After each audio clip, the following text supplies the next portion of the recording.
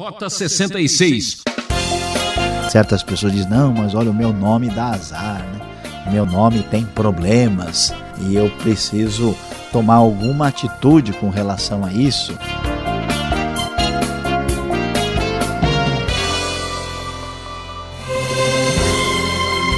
Nome interessante é esse, você já sabe. Rota 66. O caminho para entender o ensino teológico dos 66 livros da Bíblia. Um programa maravilhoso feito para pessoas bonitas como você. Em nossa série do segundo livro de Samuel, que fica no Antigo Testamento, encontramos nos capítulos 14 e 15 uma história horrível. O professor Luiz Saião traz o tema Que beleza, hein? A beleza e a insensatez são antigas companheiras, não é mesmo? Peço a sua atenção para essa exposição bíblica onde a estética tenta roubar o lugar da ética. E isso acontece até hoje. Que coisa feia, hein? Vamos conferir? Rota 66, segundo livro de Samuel, falando hoje sobre o capítulo 14 e a primeira parte do capítulo 15 deste livro histórico do Antigo Testamento. E o nosso tema de hoje vai ser um tema muito especial e particularmente diferente. Vamos falar sobre o seguinte tema. Que beleza, hein? Vamos escutar sobre a história de Absalão e todos os problemas que ele começa a trazer ao reinado de Davi. Absalão, um homem de rebelião e de conspiração, você vai acompanhar agora aqui no Rota 66. Chegando então aqui ao início do capítulo 14, quando vemos o texto, conforme a NVI nos apresenta, lemos que Joabe, filho de Zeruia, percebendo que o rei estava com saudade de Absalão, mandou buscar uma mulher astuta em Tecoa e lhe disse, finja que está de luto, vista-se de preto e não se perfume, haja como uma mulher que há algum tempo está de luto. Vá dizer ao rei estas palavras e a instruiu sobre o que ela deveria dizer. Como você sabe, Joabe, um dos líderes militares mais importantes do reino davídico, agora está começando a tentar interferir no relacionamento do rei Davi com o seu filho Absalão. Talvez isso fosse uma preocupação com a questão da sucessão do reinado, pensando em que Absalão deveria voltar para estar presente e ali, quem sabe, ser um dos sucessores. Alguns estudiosos vão por esse caminho. Ele está aí tentando fazer essa aproximação. Então, o que Joabe faz? Como nós observamos, ele pega esta mulher que é uma verdadeira atriz, que se passa por uma mulher numa situação de luto e ela vai lá basicamente tentar mexer com a emoção do rei, apelar para a misericórdia de Davi, dizendo que ela tem apenas um filho que sobreviveu de uma briga com o irmão e que está sendo feito um julgamento que também vai matar o outro filho por causa do fato dele ser um assassino. E então, diante de toda essa discussão, toda essa situação complicada, ela pede a ajuda do rei Davi. E quando nós acompanhamos esse diálogo, a mulher já desesperada e fazendo todo aquele teatro, o rei responde para ela no versículo 10, se alguém ameaçá-la, traga-o a mim e ele não mais a incomodará. Ela então diz, peço então ao rei que em nome do Senhor, o seu Deus, não permita que o vingador da vítima cause maior destruição matando meu outro filho. E o rei responde, eu juro pelo nome do Senhor, nem um só fio da cabeça de seu filho cairá. Então a mulher diz, permite que a tua serva fale mais uma coisa ao rei. E aí então é que ela começa a colocar todas as suas verdadeiras intenções. Ela diz, por que terá o rei agido contra o povo de Deus? O rei está se condenando com o que acaba de dizer, pois não permitiu a volta do que foi banido, que teremos que morrer um dia, tão certo como não se pode recolher a água que se espalhou pela terra. Mas Deus não tira a vida, ao contrário, cria meios para que o banido não permaneça afastado dele. Assim, o rei Davi, então, começa a perceber e pergunta diretamente o que está acontecendo e diz: não é Joabe que está por trás de tudo isso? E assim, através dessa artimanha, Joabe, usando essa mulher, consegue apaziguar parcialmente a ira de Davi pela atitude condenável de Absalão, de modo que Davi permite que Absalão volte. Você vai lembrar, Absalão tinha fugido para Gesur, que fica lá na região da Síria. E então o texto nos diz que Joabe foi para lá, trouxe Absalão de volta, mas Davi não quis que Absalão fosse levado à sua presença. Ele apenas ficou morando na cidade. O texto da NVI nos revela: Absalão morou 2 anos em Jerusalém sem ser recebido pelo rei. Então mandou chamar Joabe para enviá-lo ao rei, mas Joabe não quis ir. Mandou chamá-lo pela segunda vez, mas ele novamente não quis ir. Então Absalão disse aos seus servos: vejam a propriedade de Joabe, é vizinha da minha, e ele tem uma plantação de cevada, tratem de incendiá-la. E os servos de Absalão puseram fogo na plantação. Diante dessa situação tão transtornante, Joabe vai conversar com ele. Ele diz: olha, eu só queria falar com você para que eu pudesse chegar à presença do rei. Então observe o cenário complicado. Tudo aquilo que o profeta Natã havia falado agora começa a se delinear na história do Israel antigo, no reinado de Davi. As coisas começam a ficar difíceis, muito complicadas. A situação familiar de Davi começa quase que desmoronar nesse contexto que enfrentamos aqui. Com essa situação estabelecida, Joabe tentando ajudar, tentando aproximar a família, as coisas se complicam e Absalão começa a tomar espaço. Quando chegamos no começo do capítulo 15, lemos o seguinte: algum tempo depois, Absalão adquiriu uma carruagem, cavalos e uma escolta de 50 homens. Ele se levantava cedo e ficava junto ao caminho que levava à porta da cidade. Sempre que alguém trazia uma causa para ser decidida pelo rei, Absalão o chamava e perguntava de que cidade vinha. A pessoa respondia que era uma das tribos de Israel. Absalão dizia: olha, sua causa é válida e legítima, mas não há nenhum representante do rei para ouvi-lo. E assim Absalão começou a investir na população para arrumar o seu espaço. Então observe que coisa impressionante. O texto vai nos mostrar que, ao contrário do que a gente poderia imaginar, que talvez Davi tivesse problemas com as grandes potências e poderes e nações estrangeiras para tentar conseguir lidar aí com a paz e a tranquilidade em Israel. Mas Davi foi muito forte, capaz de vencer nas guerras, conseguiu até mesmo a vitória sobre os filisteus. O problema está dentro da casa de Davi, o problema está nas relações familiares. Davi não soube lidar com várias dessas questões e agora as coisas se complicam e Absalão não tem nenhum caráter, Absalão não tem nenhum tipo de comportamento aí minimamente adequado e agora ele começa a trabalhar para formar uma conspiração dentro do reinado de Davi. E assim ele começa a dizer: olha, quem me dera que eu fosse designado juiz dessa terra, eu faria justiça para todo mundo. Um verdadeiro político populista, o nosso conhecido Absalão, aqui no início do capítulo 15. E assim, o texto diz que ele agia assim com todos os israelitas que vinham pedir que o rei lhe fizesse justiça. E de modo que devagarinho ele foi conquistando a lealdade do povo de Israel. 4 anos depois, no final de 4 anos, Absalão então chega diretamente ao rei e diz: deixa-me ir a Hebrom para cumprir um voto que fiz ao Senhor. Quando o teu servo estava em Gesur, na Síria, fez esse voto.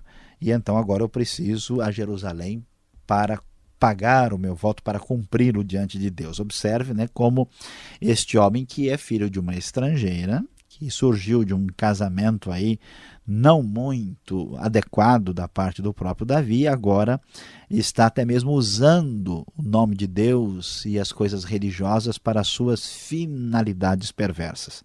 E o texto então diz que ele foi para Hebrom e ele enviou mensageiros de maneira secreta para todas as tribos de Israel, dizendo: assim que vocês ouvirem o som das trombetas, digam: Absalão é rei em Hebrom.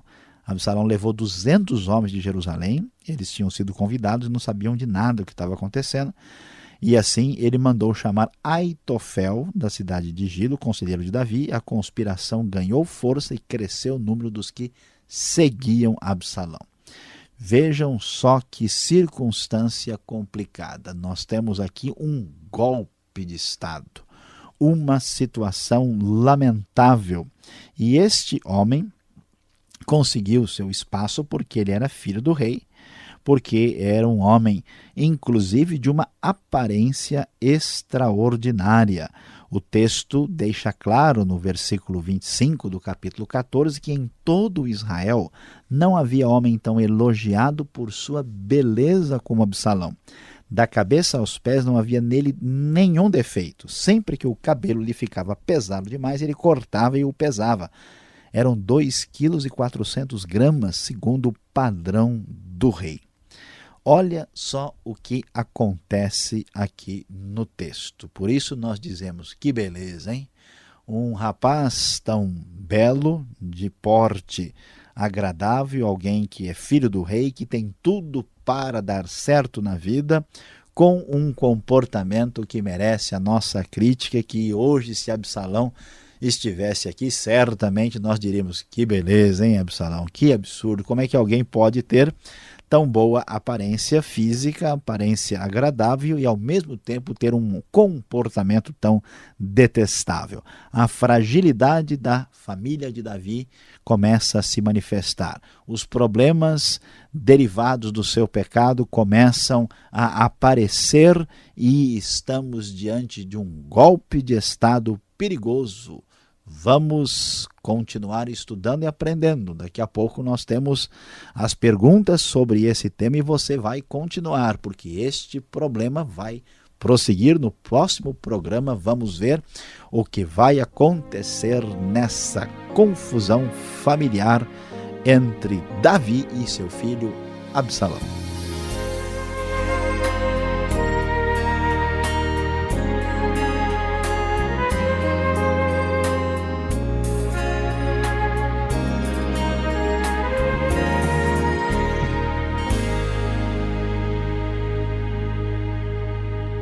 Nome interessante é esse, você já sabe. Rota 66, o caminho para entender o ensino teológico dos 66 livros da Bíblia. Um programa maravilhoso feito para pessoas bonitas como você. Em nossa série do segundo livro de Samuel, que fica no Antigo Testamento, encontramos nos capítulos 14 e 15 uma história horrível. O professor Luiz Saião traz o tema Que beleza, hein? A beleza e a insensatez são antigas companheiras, não é mesmo? Peço a sua atenção para essa exposição bíblica onde a estética tenta roubar o lugar da ética. E isso acontece até hoje. Que coisa feia, hein? Vamos conferir?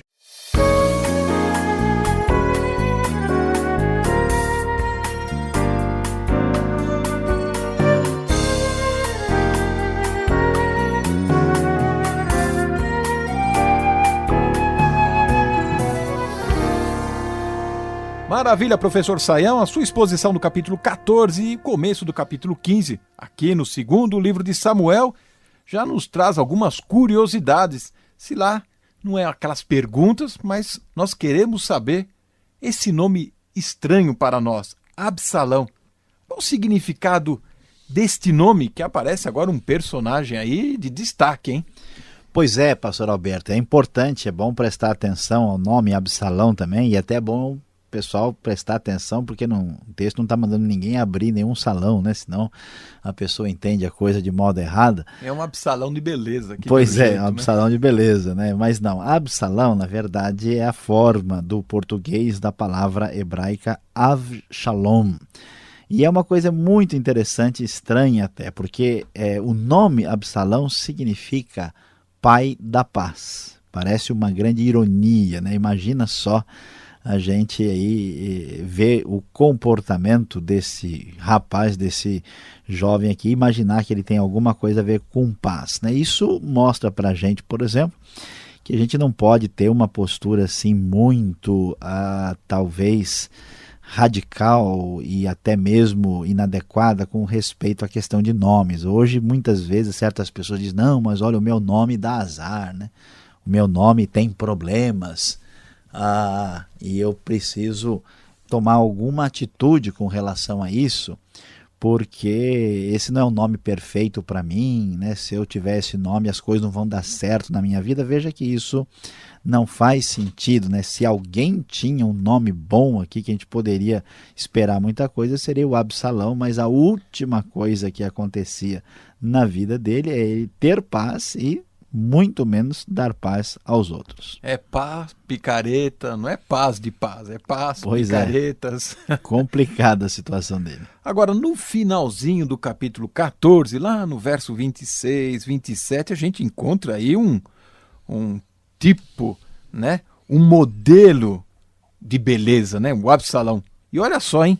Com cabelo pesava mais de 2 quilos, 2,4 kg. Você vai explicar isso para nós? Eu nunca vi um cabelo pesado. Isso é fio de cobre, chumbo, né?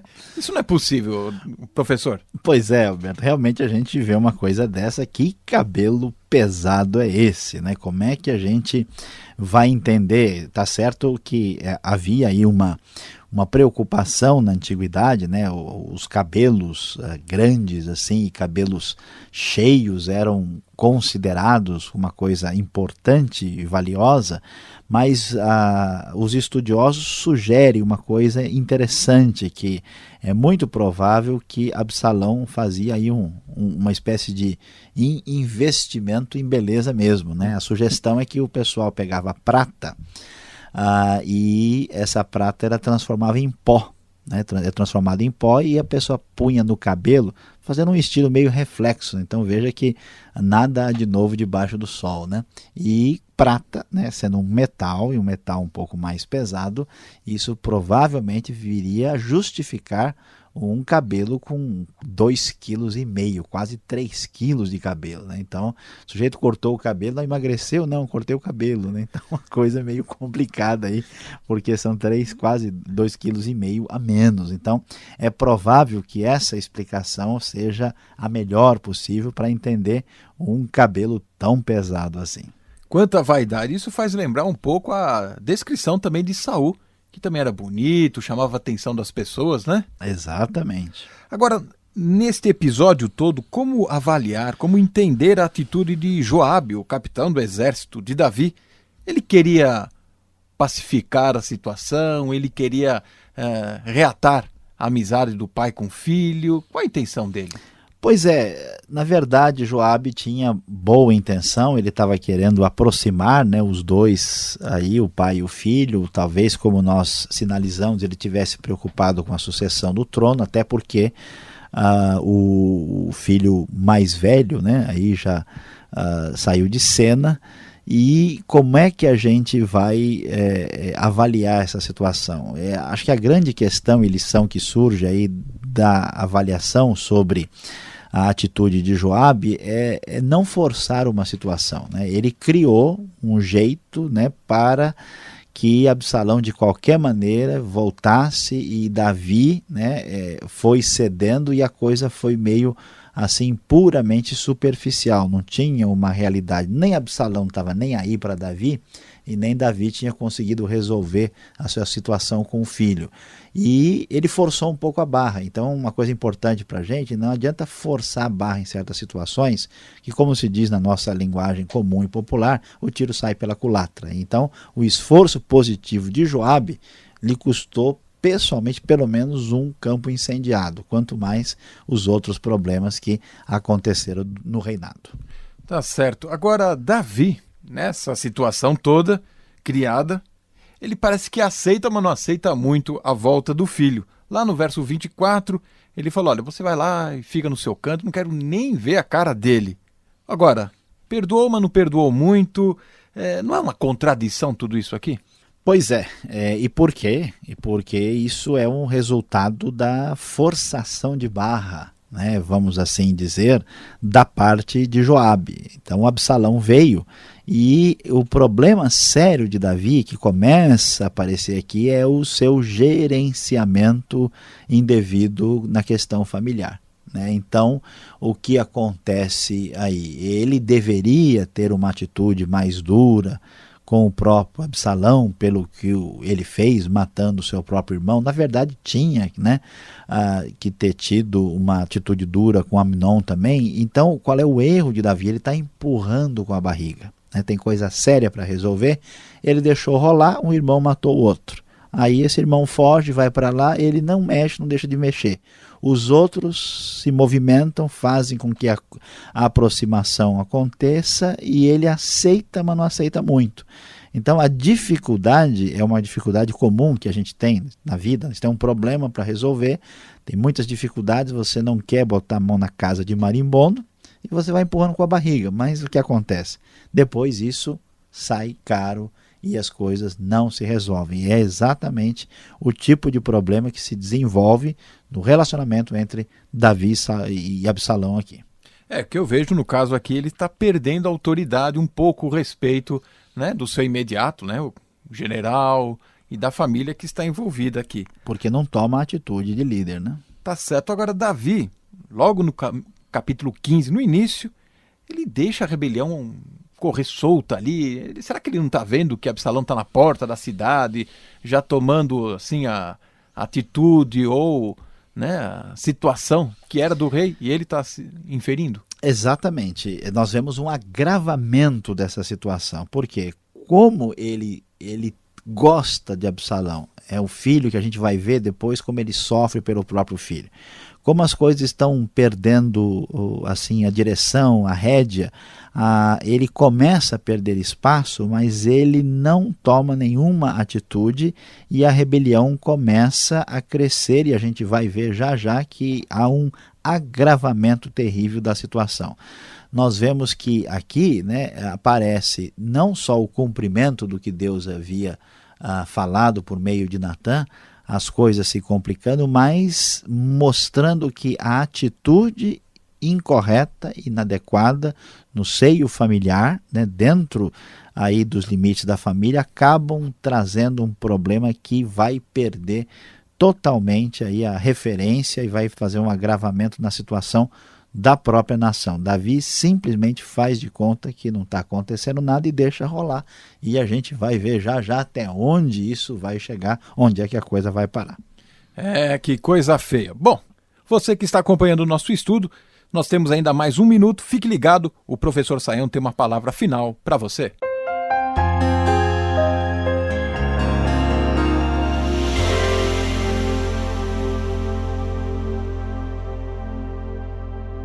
Hoje, aqui no Rota 66, você viu muita coisa feia no capítulo 14 do segundo livro de Samuel, quando falamos sobre o tema. Que beleza, hein? Sim, o jovem Absalão, um rapaz muito simpático, muito atraente, de boa aparência física, mas com um comportamento terrível. E qual é a grande lição, a grande verdade que merece um destaque especial aqui? Como nós pudemos observar, o problema de Absalão é com seu pai Davi, com a estrutura familiar onde a sua vida e personalidade foi moldada. Absalão tinha tudo para dar certo, mas as coisas tomaram outro rumo. E o que vemos é que o grande rei Davi, um homem capaz de lidar com os maiores reis do seu tempo, fazer tratados internacionais, perdeu as rédeas da sua própria família. Essa realidade é comum nos dias de hoje também, com líderes espirituais, com líderes de igreja, com líderes até mesmo de empresas, e a grande necessidade é descobrir que família é prioridade.